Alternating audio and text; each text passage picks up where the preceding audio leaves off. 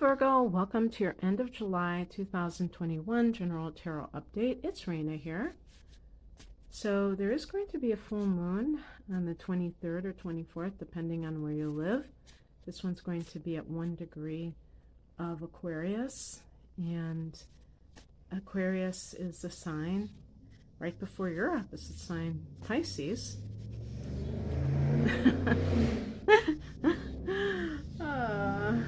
Okay. So, this will fall in the house that you rule, the 6th house. So, this could have some kind of, there's actually going to be 2 full moons in Aquarius. So, in the next couple of months. So, this could have some major developments on in the workplace, or how you're working. Oh, that's cool. The Empress. I don't know if I get that card very much.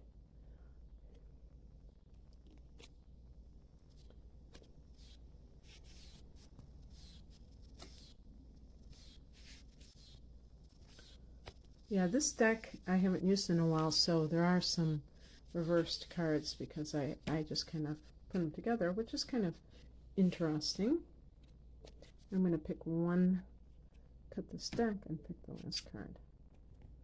Okay. Oh, that's another thing too. Now I see this haze again. So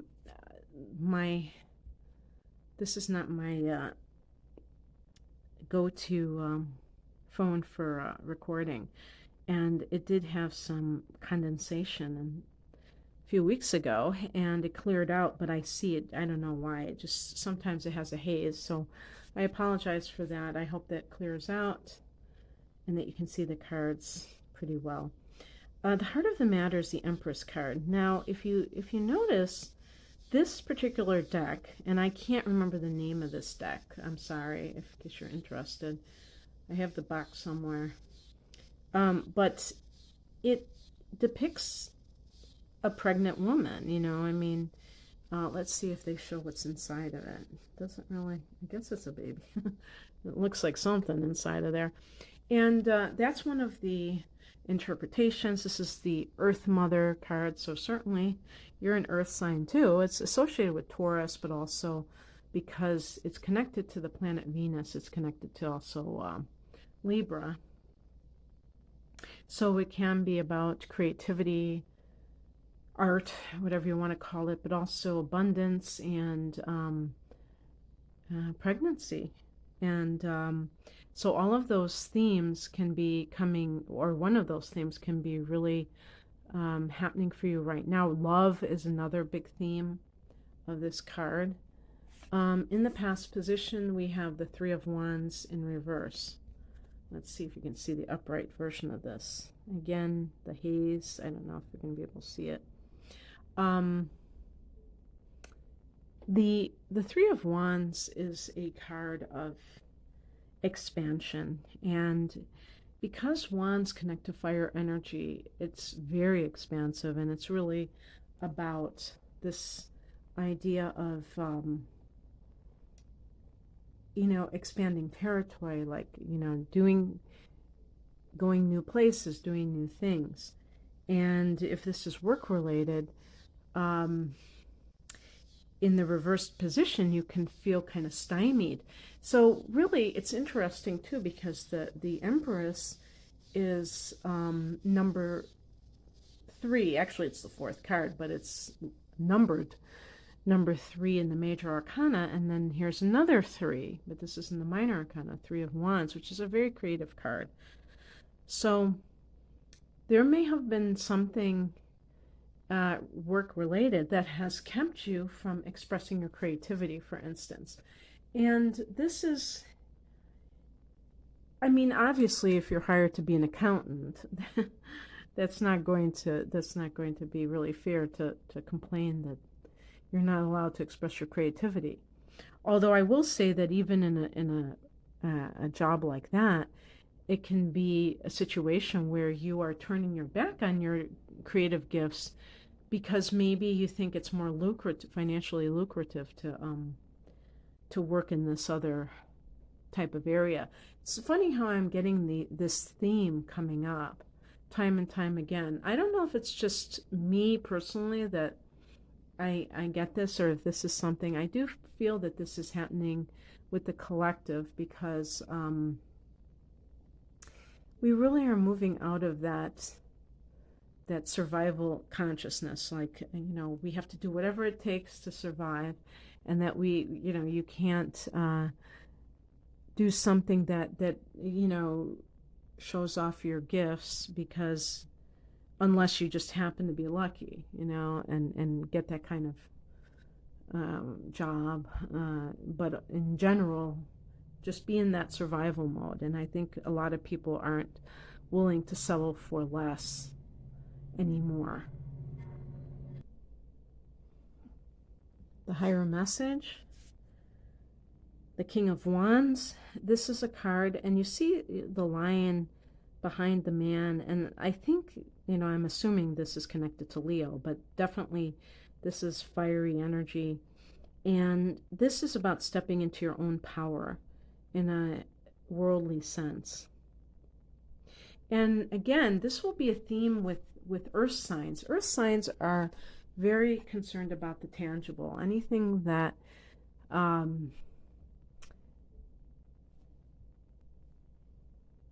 is more something that you have to build, like, building a business, or if you have some kind of a creative gift and you're trying to make a mark on the world, and those things can take time, and you have to have that vision for yourself. And sometimes you don't, it doesn't come automatically, and you still have to hold a vision. I think that's one of the reasons I love reading biographies and autobiographies so much of famous people who became successful, usually in artistic fields, because it's not there. I mean, the Beatles didn't just become successful when they first started out. It's like you forget about that. You forget about those lean days where they had to lug their own equipment in a van and play for 12 hours a night. So a lot of, especially nowadays, people want to just hit it big right away. So that might be something that's going on. And when you step into your power, you believe in yourself. Even if nobody else believes in you, you believe in you. And you also know that you are the captain of your ship. The people that are dependent on other people to hire them, to validate them, that kind of mentality is becoming, I think, less commonplace, because there are so many opportunities to do your own thing, but it can be very daunting if you're more comfortable with that day-to-day grind, that schedule, which Virgo is very that's your domain. The sixth house is the daily routine. And when you work for yourself and you're an artist, you have to create your own routine, and it's not like a prefabricated model, and you have to have your own rhythm and be okay with that. What crosses you is the Seven of Cups. I got this in another reading, and it's like this idea of the world's your oyster, but you may feel like you are confused. Maybe you're in a point in your life where you're especially vulnerable to this kind of thing. I can give you a few times when this can occur. Around the time of your first Saturn return. This will be around the age of 30, when Saturn is in the same sign as it was when you were born. So Saturn is in Aquarius. So if you're somebody who had that at the time of your birth, you're probably late 20s, early 30s. And it's, if you, let's say you did graduate college and you did go into a certain line of work, you may have done this for several years and you're kind of like, oh my God, I don't want to do this for the next 30 years. I don't want to do this. How can I get out of this? My parents paid for me to go to school. They paid $100,000 for me to go to this private college or whatever, or even a public college. You don't need a private college to pay all that money. How can I possibly, change my direction? Or I invested this money, or, I invested the time. And it's also possible when you're middle-aged. I have this senior position. How can I just like turn my back on it? And yet you feel like you can't go forward. So those kinds of things can come up. And just to let you know, I mean, this isn't really a shameless plug, but this is something that I do. I do life path readings using your natal chart, and they can at least give some kind of illumination, because the Seven of Cups can also indicate, I think, that you have different interests, and sometimes people they're really like fixated on a particular area, and they can't see beyond that because they haven't been validated by anyone that there's anything else out there. It's because of the way, I don't know if you'd say, society is set up or something like that.